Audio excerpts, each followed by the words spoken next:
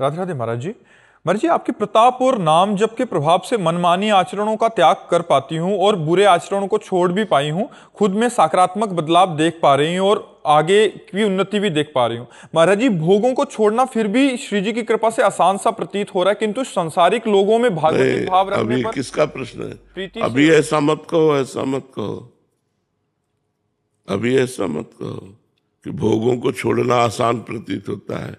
बड़े बड़े के दांत खट्टे कर देता है ये। अभी बच्चे हो, अभी क्या जालत हो।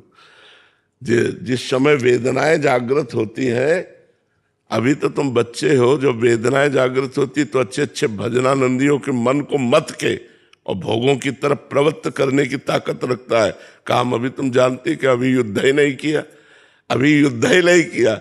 आपकी क्या, भगवान शिव की समाधि को भंग करने की ताकत कामदेव रखता है। और ये जो लगता है कि सहज है, अरे अभी बच्चे हो, अभी तुम जानते कब। जिस समय अपना रंग चढ़ाता है उस समय कुछ नहीं सुहाई देता, बस त्राहिमाम भगवान बचाओ, भगवान बचाओ, केवल भगवान बचाओ, दूसरा कोई नहीं। ये छोटी मोटी बात नहीं है, बहुत ऊंचाई तक घसीटता है, छोटी मोटी बात नहीं।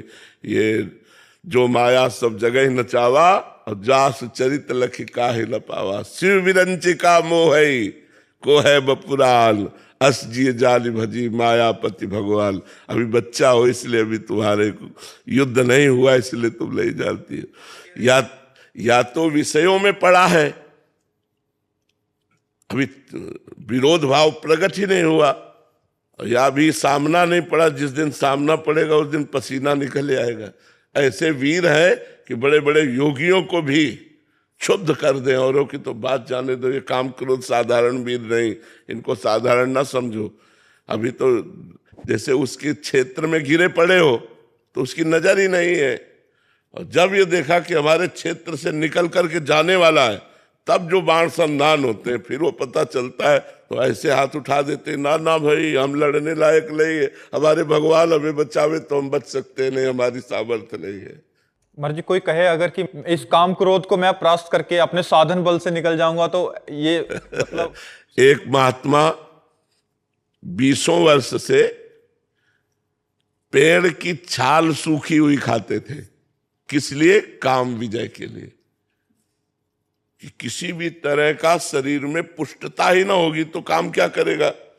अवस्थि मात्र हुए रहे शरीर, हड्डी हड्डी शरीर में रह गई थी, और तपस्या करते सूखी छाल जो पपड़ी होती है ना वृक्षों की, वो मार पाते थे, और बस कोई भोजन नहीं, कोई पत्ता नहीं, कोई फल नहीं, कुछ नहीं। तो ऐसे हो गए थे। जब 20 वर्ष हो गए तो कामदेव प्रकट हुआ सामने, क्योंकि वो उसी योग्य थे, और कहा हम तुम्हें परास्त करेंगे। तो उन्होंने मुस्कुरा के कहा तुम्हारी ताकत क्या कि तुम मुझे परास्त कर लो। बोले अच्छा चलते हैं। चला गया काम। दूसरे दिन जहां वो पपड़ी खाते थे ना, वहां हलवा लगा मिला, हलवा।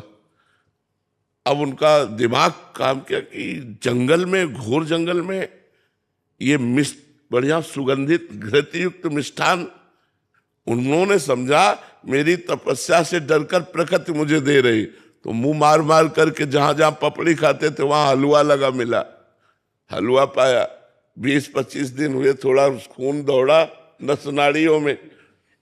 अब एक दिन वो उस अपने टाइम से जाते थे उनका हलवा, तो जो टाइम से गए वहां पाने के लिए, तो देखा एक 16-17 वर्ष की लड़की हलवा लगा रही है। वही तो भयभीत होने का वो नाटक किया। बोले भयभीत मत हो, भयभीत मत हो, शांत रहो, नजदीक आओ।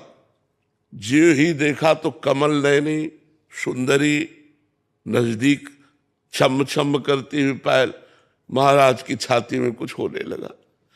महाराज ने कहा कि तुम डर क्यों रही हो, निडर होकर? ये हलवा तुम लगाती थी? हाँ महाराज, आप जैसे तपस्वी की सेवा हमारी सामर्थ्य कहाँ की आंख मिला के कर सके कि मैं आपके सामने जाके हलवा परोस सकूं, इसलिए छुप छुप के।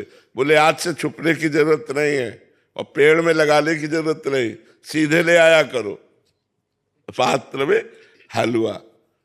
10-5 दिन और हलवा पाया सीधे। अब तो काम वेदना अंदर जागृत हुई। उन्होंने कहा देवी तुम्हारा ब्याह हुआ है? तो उन्होंने कहा नहीं महाराज। तो बोले मेरा भी नहीं हुआ। तो बोले मैं आप जैसे महान तपस्वी को पति रूप में प्राप्त कर सकूं ये तो मेरा सौभाग्य है। तो उनका फिर बोले एक शर्त है, हमारी माँ जंगल के बाहर रहती है और उन्होंने कहा पति वही बनेगा जो अपना मुंह काला करवा कर हमें पीठ में बैठाल कर वहां तक ले जाएगा। बोले कर सकता हूं मैं।